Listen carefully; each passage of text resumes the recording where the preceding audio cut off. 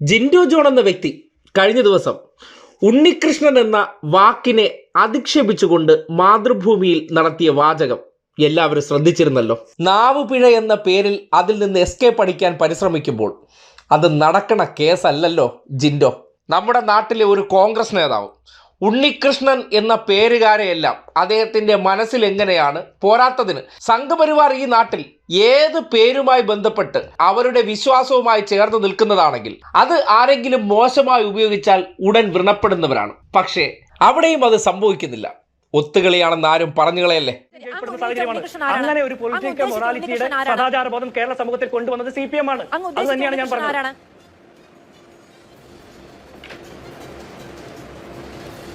അല്ല, ഞാൻ ഒരു ഉണ്ണികൃഷ്ണനെ ഉദ്ദേശിച്ചില്ലല്ലോ. ഞാൻ ഏത് ഉണ്ണികൃഷ്ണനെ ഉദ്ദേശിച്ചാണ് നിങ്ങൾ പറയുന്നത്? എന്റെ പോസ്റ്റിനകത്ത് ഏതെങ്കിലും MLA പേര് പറഞ്ഞിട്ടുണ്ടോ? ഏതെങ്കിലും MLA പേര് നാട്ടിൽ ഉണ്ണികൃഷ്ണൻ എന്ന പേരുള്ളത് MLA മാത്രമല്ല. ഞാൻ ചോദിച്ചു, അങ്ങയുടെ പോസ്റ്റിൽ എഴുതിയിരിക്കുന്ന ഉണ്ണികൃഷ്ണൻ എന്ന് പറയുന്നത് ആരാണ് എന്നാണ് ഞാൻ ചോദിച്ചത്.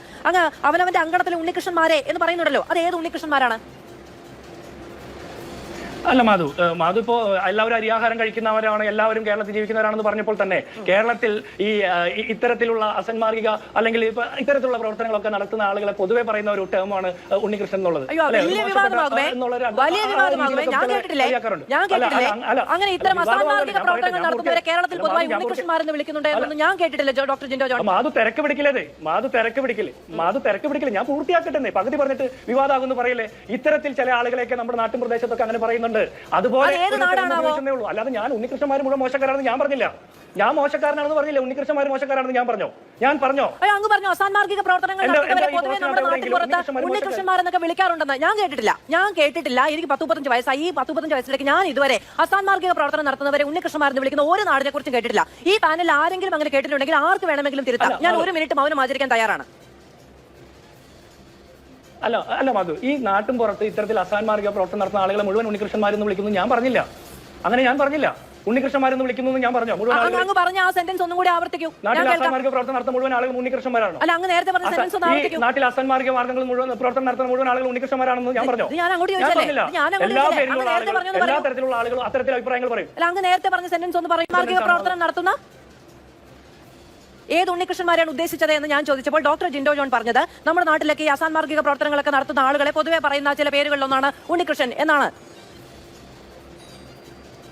അല്ല, നമ്മുടെ നാട്ടിൻ പുറത്തൊക്കെ ആളുകൾ സംസാരിക്കുന്ന ഒരു ടെർമിനോളജിയാണ് എന്നുള്ള രീതിയിലാണ് ഞാൻ പറഞ്ഞത്. അല്ലാതെ അങ്ങനെയില്ലെന്നാണ് ഞാൻ പറയുന്നത്. അത്തരം ഒരു ടെർമിനോളജി ഞാൻ കേട്ടിട്ടില്ല.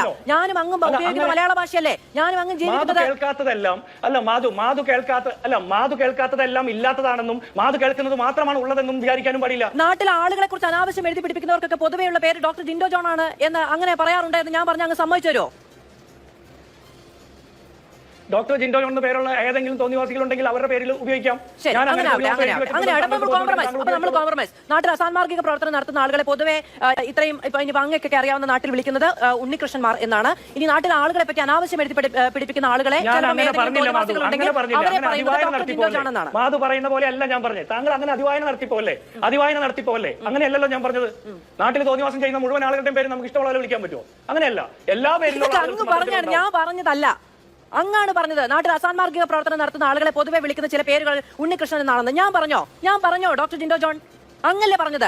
എന്നിട്ട് പറയണ അതിവായനയാണെന്ന്. ഞാൻ വായിക്കുന്നത് മുഴുവൻ. കോൺഗ്രസുകാരെ ഇപ്പോൾ വിവാദത്തിൽപ്പെടുത്താൻ BJP-ക്കാർക്ക് തൽക്കാലം വിശ്വാസമൊക്കെ മാറ്റിവെച്ച് കൊടുക്കുകയാണ്. കാര്യം ഇന്നിപ്പോ ഉണ്ണികൃഷ്ണൻ എന്ന പരാമർശത്തെ സംബന്ധിച്ച് അദ്ദേഹം പറഞ്ഞ വാചകം കേട്ടില്ലേ?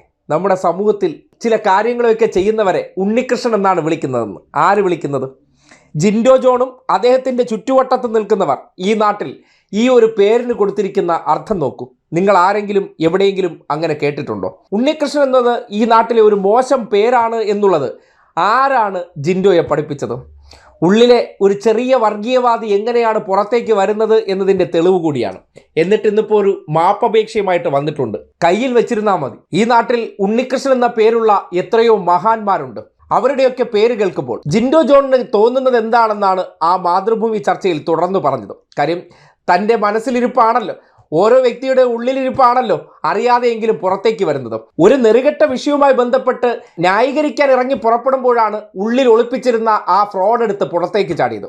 ആ ഫ്രോഡ് പുറത്തേക്ക് ചാടിയതിനു ശേഷം അത് വിവാദമാകുമെന്ന് മാധു ചൂണ്ടിക്കാട്ടുന്നുണ്ട്. ഉടനടി നിലപാടെന്ന് പറഞ്ഞ് അവിടെ ഉറച്ചു നിന്നാൾ ഇന്നിപ്പോൾ മാപ്പ് എസ്കേപ്പുമായി രംഗത്ത് വരുമ്പോൾ ഒരു കാര്യം ഈ നാട്ടിൽ ചിന്തിക്കേണ്ടതുണ്ട്. ഒടുവിൽ ഉണ്ണികൃഷ്ണൻ എന്ന ഈ നാട്ടിലെ അമൂല്യ നടൻ, ആ പേരിനെ നിങ്ങളൊന്ന് ജിൻഡോയുടെ വിലയിരുത്തലുമായി ഒന്ന് ചേർത്ത് വെച്ച് നോക്കിയേ.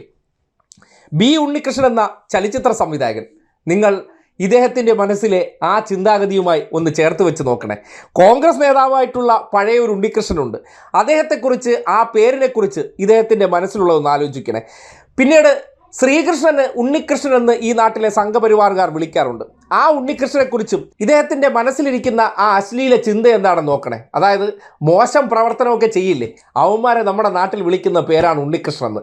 അത് ഈ അടുത്ത കാലത്ത് കേട്ട ഏറ്റവും അശ്ലീല സംഭാഷണമായിരുന്നു. പക്ഷേ വിവാദമായില്ല, ചർച്ചയായില്ല. അയ്യപ്പ സംഘവുമായി ബന്ധപ്പെട്ട വിഷയത്തിലേക്ക് കോൺസെൻട്രേറ്റ് ചെയ്യാൻ വേണ്ടി കോൺഗ്രസ് നേതാവായിട്ടുള്ള ജിൻഡോ ജോൺ പറഞ്ഞ ഈ ഒരു അശ്ലീലതയെ പൊതിഞ്ഞു പിടിക്കാൻ സംഘപരിവാറുകാർ തയ്യാറായി. ഇത്തവണത്തെ നമ്മുടെ കൃഷ്ണനുമായി ബന്ധപ്പെട്ട പേര് അത് ബി ഗോപാലകൃഷ്ണൻ അല്ലാതെ BJP നേതാക്കന്മാരെ ഒന്നും പൊള്ളിച്ചില്ല. അവരെ സംബന്ധിക്കുന്നിടത്തോളം അതിൽ കയറി പിടിച്ചാൽ അയ്യപ്പ സംഗമം നഷ്ടപ്പെട്ടു പോകും. അതിൻ്റെ അടിസ്ഥാനത്തിൽ ഈ സിറ്റുവേഷൻ അനുസരിച്ചുള്ള വ്രണപ്പെടൽ എങ്ങനെയാണ് മാറിപ്പോകുന്നതെന്ന് നിങ്ങൾക്കൊന്ന് കാണാൻ പറ്റും. അതോടൊപ്പം തന്നെ നിരവധി ഉണ്ണികൃഷ്ണന്മാരുള്ളൊരു നാടാണ്. ആ നാട്ടിലെ ഉണ്ണികൃഷ്ണന്മാരെ മുഴുവൻ അധിക്ഷേപിച്ചുകൊണ്ട് ഈ വാക്ക് പറഞ്ഞതിന് ശേഷം ഒരു ഊള മാപ്പുമായി രംഗത്ത് വരുമ്പോൾ അതൊരു എസ്കേപ്പിസമാണ്. ഉള്ളിലിരിപ്പും ഉള്ളിലെ മാലിന്യ ചിന്ത എന്താണെന്ന് ഈ സമൂഹത്തിന് കൃത്യമായി കണ്ട് വിലയിരുത്താൻ കഴിയുന്നതാണ് ആ പ്രതികരണമെന്ന് നിസ്സംശയം പറയേണ്ടി വരികയാണ്. രാഹുൽ മാങ്കൂട്ടത്തിൻ്റെ ഈ വിഷയത്തെ സോളാർ കേസുമായിട്ട് ഒരു തരത്തിലും കമ്പയർ ചെയ്യാൻ പാടില്ല. ഒരു തരത്തിലും. ഉമ്മൻചാണ്ടിയല്ല രാഹുൽ മാങ്കൂട്ടത്തിൽ. സോളാർ കേസിൽ പരാതി ഉന്നയിച്ച സ്ത്രീയെ പോലെയല്ല ഈ വിഷയത്തിൽ പരാതി ഉന്നയിക്കുന്ന വ്യക്തികൾ. സരിതയോട് ആ പെൺകുട്ടികളെ ഉപമിക്കാനുള്ള ഒരു സാഹചര്യം ഒരാൾ പോലും അറിയാതെ പോലും പറയാൻ പാടില്ല എന്നുള്ളതാണ് എൻ്റെ രാഷ്ട്രീയ ബോധ്യം. രണ്ട്, രാഹുൽ മാങ്കൂട്ടത്തിനെ ഒരു തരത്തിലും ന്യായീകരിക്കാൻ ഞാൻ ശ്രമിച്ചിട്ടില്ല. എൻ്റെ പാർട്ടിയുടെ ഔദ്യോഗിക വക്താക്കൾ ആരും ശ്രമിച്ചിട്ടില്ല. രാഹുൽ മാങ്കൂട്ടത്തിന്റെ ഓഡിയോ വന്നു എന്ന് താങ്കൾ പറയുന്നു. താങ്കൾക്ക് പൂർണ്ണ ബോധ്യമുണ്ടോ ആ ഓഡിയോ രാഹുൽ മാങ്കൂട്ടത്തിന്റെ ആണെന്ന്? എന്ത് പരിശോധനയാണ് കേരളത്തിലെ പോലീസ് നടത്തിയിട്ടുള്ളത്? ശാസ്ത്രീയ പരിശോധന റിപ്പോർട്ടുണ്ട്. പറയാനാണ് എല്ലാവരും ആവശ്യപ്പെട്ടത്. CPM ആവശ്യപ്പെട്ടു. രാഹുൽ മാങ്കൂട്ടത്തിൽ പറഞ്ഞിട്ടില്ലെങ്കിൽ കോൺഗ്രസ് ആവശ്യപ്പെട്ട് കാണില്ല. കോൺഗ്രസിന് പറയേണ്ട താല്പര്യമോ അല്ലെങ്കിൽ അന്വേഷിക്കേണ്ട കാര്യമോ ഉണ്ടാവില്ല. ബാക്കി എല്ലാവരും ചോദിച്ചു, രാഹുൽ എന്താ പറയാത്ത? ഓഡിയോ ആണോ, നിങ്ങളുടെ ഓഡിയോ ആണോ എന്ന് മാധ്യമപ്രവർത്തകർ രാഹുൽ മാങ്കൂട്ടത്തിനോട് ചോദിച്ചു. അദ്ദേഹം മിണ്ടിയില്ല ആ കാര്യത്തിൽ മാത്രം. ആദ്യമല്ല, ഈ അവസാന മാധ്യമങ്ങളെ കണ്ടപ്പോൾ ചോദിച്ചു, നിങ്ങളുടെ ഓഡിയോ ആണോ, ഒറ്റ കാര്യം പറയൂ, സ്ട്രൈറ്റ് ആണ്, നിങ്ങളുടെ ഓഡിയോ ആണോ എന്ന് ചോദിച്ചു, മിണ്ടിയില്ല.